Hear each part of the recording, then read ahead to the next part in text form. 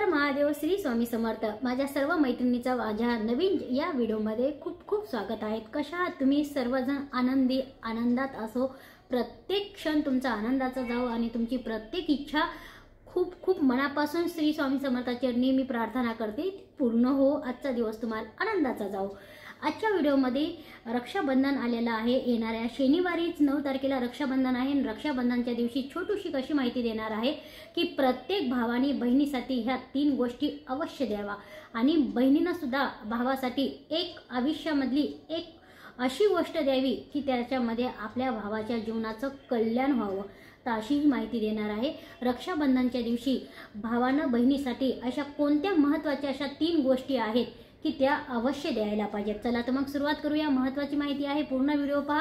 जास्ती मोठा व्हिडिओ सुद्धा बनवणार नाहीये आणि महत्त्वाचं म्हणजे याच्यामध्ये मी असं सांगणार आहे की शुभ मुहूर्त आहे की नाही, कधी राखी बांधावी हे सुद्धा मी सांगणार आहे। चला तर मग सुरुवात करूया।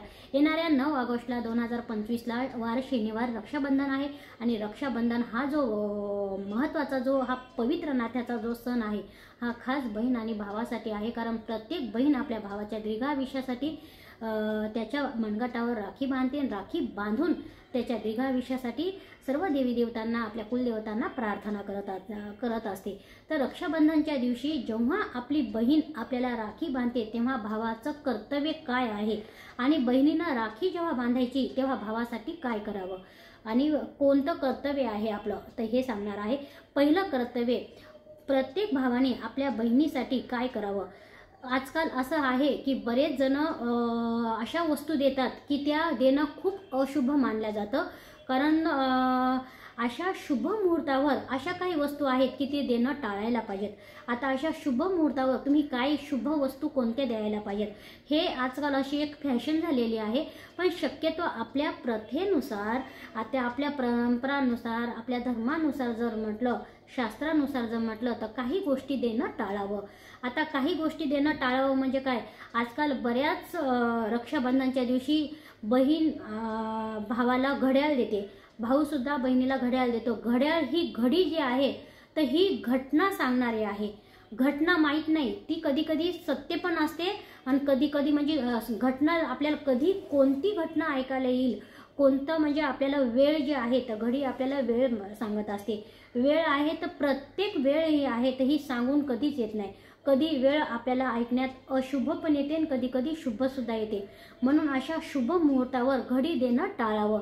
घडी द्या तुम्ही, पण कधी द्या, रक्षाबंधनचा दिवस सोडून तुम्ही केव्हाही तुम्ही देऊ शकता।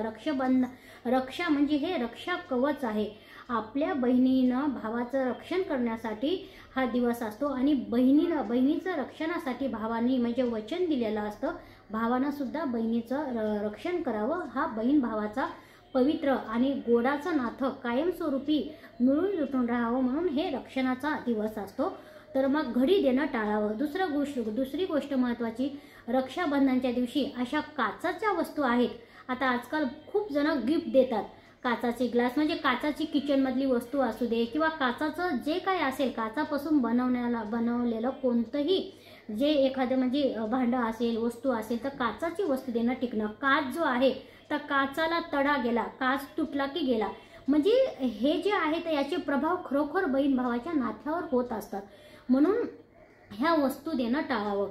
नंबर 3, कोणती वस्तू नाही द्यायला नाही पाहिजेत। आता बऱ्याच महिला बरेच भाऊ काय करतात, शूज, परत काळा म्हणजे कपडा। आता कपड्यामध्ये आता कुठलाही रंग देऊ शकतात, पण काळा रंग आजकाल इतकी फॅशन झालेली आहे, कुठं कोणत्या ठिकाणी काळा रंग वापरावा हे सुद्धा भान राहिलेलं नाही। म्हणून काळ्या रंगाचं देणं टाळायला पाहिजेत। काळ्या रंगाची वस्तू, काळ्या रंगाचे कपडे हे असे हे जे आहेत हे देण्याच्या वस्तू शुभ मुहूर्तावर हे देणं टाळावं। आता द्यायला काय पाहिजेत, भावानं बहिणीसाठी काय द्यायला पाहिजेत, बहिणीनं भावासाठी काय द्यायला पाहिजे। सर्वप्रथम बहिणीचं कर्तव्य सांगते। बहिणीनं आपल्या भावासाठी सुत्ती, मागच्या व्हिडिओमध्ये पण मी सांगितलं, सुत्ती धाग्यापासून घरीच राखी बनवावी। त्याच्यावर श्री स्वामी समर्थ महाराजांचा 11 वेळा जप करावा। 11 माळ जप करायचा। स्वामी समर्थ महाराजांच्या तिथे सुत्ती धागा ठेवायचा आणि 11 माळी जप करायचा। काळ भैरव अष्टक म्हणायचं किंवा राम रक्षा स्तोत्र एक वेळा म्हणायचं आणि ते जे रक्षा कवच आहे ते आपल्या भावाच्या हाताला कसं बांधायचं, आता ताट कसं तयार करायचं ते मागच्या व्हिडिओमध्ये मी सांगितलेलं आहे. ताट छान तयार करायचं आणि ताटामध्ये जे आपल्या भावाच्या उजव्या हातावर आपण जेव्हा राखी बांधणार आहे तर उजव्या हाताला आपल्याला काय करायचं आहे, आता हा जो धागा आहे तर हा माझा सुद्धा देवाचाच आहे, तर हा धागा कधीच काढत नाही मी. तर उजव्या भावाच्या हातावर काय करायचं आहे, थोडंसं गंगाजल टाकायचं आहे. गंगाजल टाकल्यानंतर थोडंसं ओला गंध लावायचं आहे आणि ओला गंध अनामिका बोटच वापरायचं, ओला गंध लावायचा आहे. ओला गंध लावून थोड्या अक्षदा लावायच्या आहेत आणि मग अक्षदा लावल्यानंतर थोडंसं फुलाच्या पाकळ्या टाकायच्या आहे. हा झाला उजव्या हाताचं, म्हणजे हा जो भाग आहे त्याचा एकदम पवित्र झाला. त्याच्यानंतर जे आपण पवित्र राखी तयार केलेली आहे आपल्या भावाच्या दीर्घायुष्यासाठी, म्हणजे स्वामी समर्थ महाराजांचा 11 माळी जप केलेला आहे किंवा तुमच्या आराध्य जे कोणी आहे तुमचे आराध्य त्यांच्या 11 माळी जप, काळभैरव अष्टक किंवा रामरक्षा स्तोत्र म्हणून हे पॉवरफुल तुम्ही रक्षा स्तोत्र त्या म्हणजे रक्षा कवच केलेलं आहे. जेव्हा रक्षा कवच तुम्ही तयार करणार आहात तेव्हा आपल्या म्हणजे ज्या आराध्याची तुम्ही पूजा करून ते मंत्र म्हणणार आहात तेव्हा संकल्प घ्यायचा आहे आणि देवाला प्रार्थना करायची आहे, माझ्या भावाच्या दीर्घायुष्यासाठी मी प्रार्थना करते. माझ्या भावाच्या आयुष्यामध्ये दैनंदिन जीवनामध्ये कोणत्याही संकटाचा संघर्ष करायची त्याला वेळ येऊ देऊ नको. माझ्या भावाच्या रक्षणासाठी तू सतत या धाग्यामध्ये तुझी शक्ती, पॉवर शक्ती, दिव्यता आणि दिव्य शक्ती उतरायला पाहिजेत अशी प्रार्थना करायची. त्याच्या दीर्घायुष्यासाठी प्रार्थना करायची आहे. आणि हे रक्षासूत्र जे आहे आमच्या बहीण भावंडांमध्ये कायमस्वरूपी गोडवा टिकून राहो अशी प्रार्थना करायची आहे. तो जो धागा तयार केलेला आहे तो धागा त्याच्या मनगटावर आपल्याला बांधायचा आहे. मागच्या वेळेस सांगितलेलं आहे की जेव्हा तुम्ही राखी बांधणार आहे तेव्हा 3 धागे आपल्याला 3 गाठी मारायच्या आहेत. एक त्याच्या दीर्घायुष्यासाठी, एक स्वतःच्या दीर्घायुष्यासाठी आणि एक दोघांचं नातं कायमचं गोडवा आणि टिकून राहावं म्हणून ही 3री गाठ असते. म्हणून 3 गाठी अवश्य बांधायच्या आहे. तर ही पहिलं बहिणीचं हे पहिलं कर्तव्य आपल्या भावासाठी आहे आणि हे इतकं मोठं आणि इतकं महत्त्वाचं आहे आणि हे पॉवरफुल, हे पहिली सेवा आणि हे पहिलं कर्तव्य आहे, पहिलं रक्षण आहे. दुसरं रक्षण, आपल्या भावाला तुम्ही कुठल्याही प्रकारचं म्हणजे जे कॉटनचे कपडे आहेत तुम्ही कपडे भेटवस्तू देऊ शकता. आपल्या भावाची काही परिस्थिती खूप हे असेल, समजा आपला भाऊ खूप गरीब असेल तर तुम्ही त्याच्या मुलाच्या शाळेची फी भरू शकता किंवा त्याच्या घरामध्ये परिस्थिती बरोबर नसेल तर तुम्ही त्याला अशी काही मदत करा ज्या मदत एखाद्या ठिकाणी तो अटकलेला आहे आणि ती अटकलेला आहे तर तुम्ही ते अटकल्यातून तुम्ही अडचणीतून त्याला बाहेर काढू शकता. ती खरी मदत झाली. तुम्ही ती मदत करा. गिफ्ट काय, आपल्या बायकांना ढीगभर साड्या आहेत, कपाट भरलेले आहेत, तरी बायकांचं कधीच आपलं मन शांत नसतं, आपलं मन कधीच प्रसन्न नसतं. आपल्याला परत नवीन घ्यायचं असतं. म्हणून साड्या, कपडे कितीही घेतले तर आपण 1-2 वेळा घालतो आणि परत ते कपाटामध्ये जे पडलेलं असतं तर वर्षानुवर्षे त्याला आपण पाहत नाही. म्हणून एखादी अडचण आहे, शाळेची असो किंवा मग दुसरी एखादी अडचणीमध्ये आपला भाऊ अटकलेला आहे किंवा एखादी प्रॉपर्टी घेतो त्याला पैसे कमी पडतात, तुम्ही ती मदत करू शकता.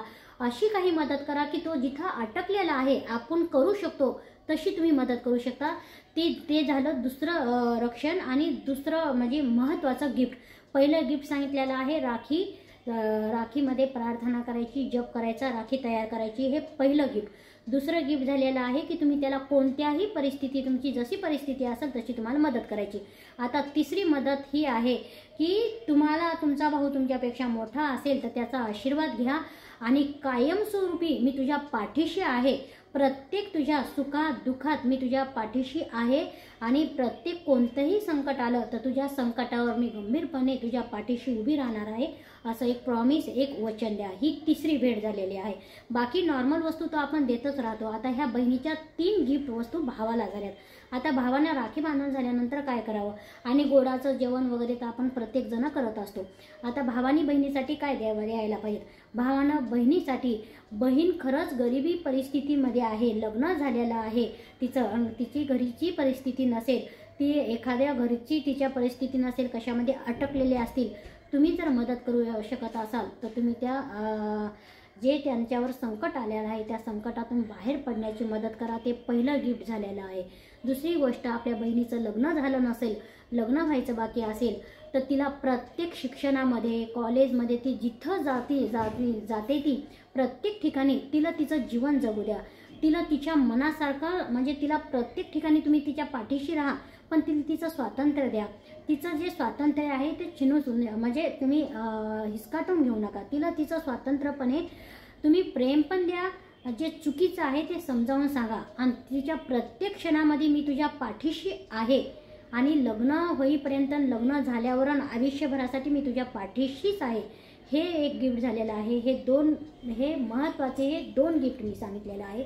आता तिसरं गिफ्ट हे आहे की भावानी बहिणीसाठी लाल रंगाची कॉटनची साडी घेऊ शकता तुम्ही. समजा तिची अडचण जे असेल आणि पैशाची असो किंवा काही घ्यायचं असेल त्याच्यामध्ये तुम्ही अडचण जर दूर भागवत असाल तर ती अडचण तुम्ही दूर करू शकता. तर ती एक खूप मोठी भेटवस्तू झालेली आहे. तिसरं महत्त्वाचं, आपली परिस्थिती खूप चांगली आहे, पैसा भरपूर आहे आपल्याकडे, तर कोणत्याही प्रकारचं सोनं म्हणजे माता लक्ष्मी, साक्षात लक्ष्मी, आणि जे बहीण आहे का ती सुद्धा आपल्या घरातली लक्ष्मीच होते. ती म्हणजे भाग्यवती होती, आपल्या घराची भाग्याची असते. ती पहिली आईवडिलांच्या घरची लक्ष्मी असते आणि लग्न करून झाल्यावर मग दुसऱ्या घरची ती लक्ष्मी असते. म्हणून तिला जमलं तर चांदीची किंवा सोन्याची जशी जमेल तशी तुम्ही छोटीशी एक वस्तू देऊ शकता, ती भेट झालेली आहे. पण काचाची वस्तू देणं, काळं वस्त्र देणं, घड्याळ देणं, चप्पल शूज देणं, ह्या अशा वस्तू देणं अवश्य टाळाव्या. तर आता ह्या मी 3 वस्तू बहीण भावाला काय द्यायला पाहिजे, भावानं बहिणीला काय द्यायला पाहिजे, तिच्या प्रत्येक पाठीशी तुम्ही तिच्या उभा आहात, तिचं रक्षण करणार आहात असं वचन द्या, असं प्रॉमिस करा. आणि प्रत्येक आयुष्यामध्ये प्रत्येक क्षणामध्ये मी तुझ्या पाठीशी आहे असं प्रॉमिस करा. आणि मोठी बहीण असेल तर तिचा आशीर्वाद घ्या आणि दोघांनी मिळून एकत्र येऊन देवघराच्या समोर जाऊन एक माळ आपापल्या आराध्याची प्रार्थना म्हणजे माळ जप करायचा आहे. दोघांनी सोबतच देवाची प्रार्थना करायची आहे. आणि आमच्या नात्याला कोणाचीही नजर नाही लागू, आमच्या नात्यामध्ये कायमचा गोडवा राहू, आमच्या नात्यामध्ये एकदम म्हणजे एकमेकाच्या दुःखामध्ये आम्ही साथ देऊ, असे आम्हाला शक्ती द्या, असा आम्हाला आशीर्वाद द्या, असा देवाचा आशीर्वाद घ्यायचा आहे. तर ही माहिती आवडली असेल तर शेअर करा, लाईक करा, सबस्क्राईब करायला विसरू नका. श्री स्वामी समर्थ.